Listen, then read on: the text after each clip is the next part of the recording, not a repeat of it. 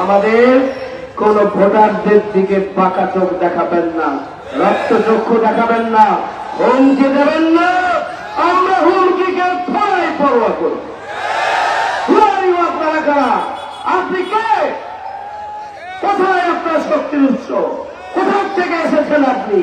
আপনি কয়েক ডজন বোমার মালিক মাত্র।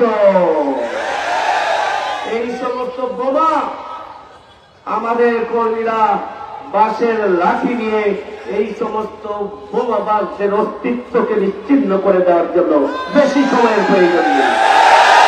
আমরা সন্ত্রাসের রাজনীতিতে বিশ্বাস করি না, আমরা সংঘাতের রাজনীতিতে বিশ্বাস করি না, আমরা আইন হাতে তুলে নিতে চাই না, আমরা প্রতিশোধের রাজনীতি করতে চাই না। এটাকে দুর্বল ভাববেন না। লাস্ট ওয়ার্নিং আপনাদের জন্য। আশা করি আপনাদের সম্বেদ ফিরবে, আপনাদের অন্ধ চোখ খুলে যাবে।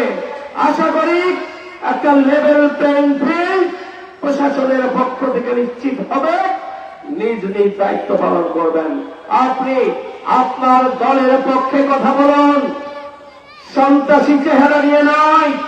আমরা আমাদের দলের, আমাদের প্রতীক দাঁড়িপাল্লার পক্ষে আমরা কথা বলবো। আমাদের সেই সুযোগ, স্বাধীনতা, আমাদের সেই অধিকার রয়েছে।